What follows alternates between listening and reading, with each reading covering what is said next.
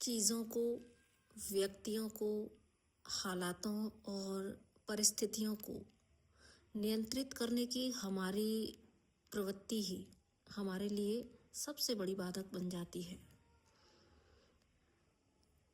ज़िंदगी हमेशा फ्लो चाहती है। वो चाहती है कि हम ज़िंदगी के रुख के बहाव में बहते चले जाएं, स्वीकार भाव में आए।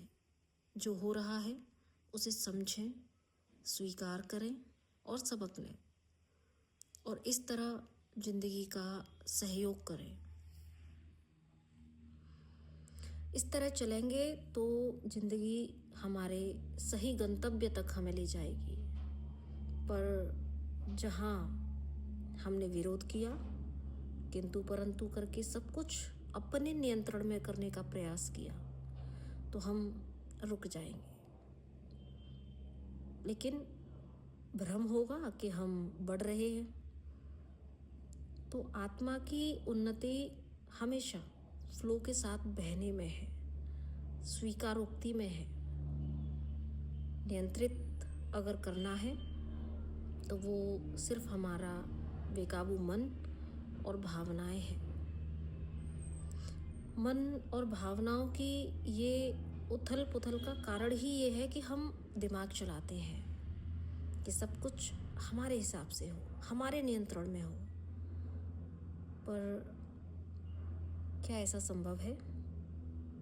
यकीनन नहीं, क्योंकि हर व्यक्ति नियंत्रण की ऊर्जा में है। फिर कौन किसके नियंत्रण में रहेगा, आप ही बताओ।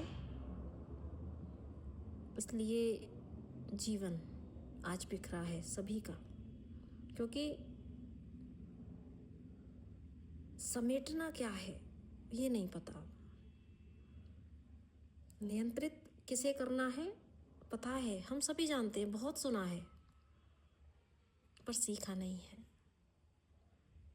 धारा के विपरीत बहेंगे तो अटके रहेंगे, मंजिल तक नहीं पहुंच पाएंगे।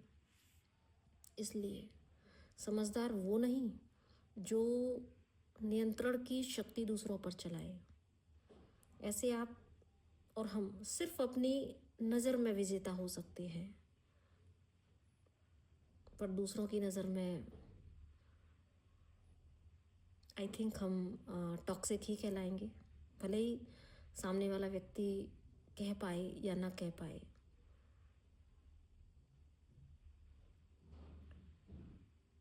और हमें ना कुछ पता भी नहीं चल पाता, क्योंकि हम विजेता बनने की चाह में बस भागे जा रहे हैं।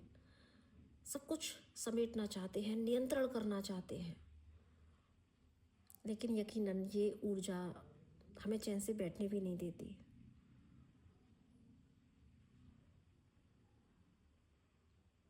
और सब कुछ नियंत्रित करने की चाह में सब कुछ बिखर जाता है।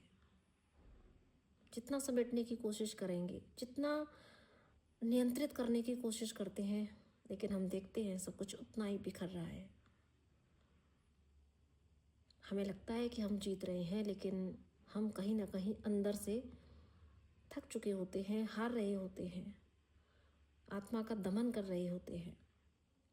इसलिए आज से, अभी से ये सीखना होगा, कंट्रोल को, नियंत्रण को छोड़ना होगा और फ्लो में बहना सीखना होगा। फ्लो में बहना एक बार अगर सीख गए तो फिर अंदर कोई उथल पुथल नहीं होगी, अंदर होगी तो सिर्फ शांति। तो आइए आज से फ्लो के साथ बहना सीखें, जिस तरफ जिंदगी ले जा रही है,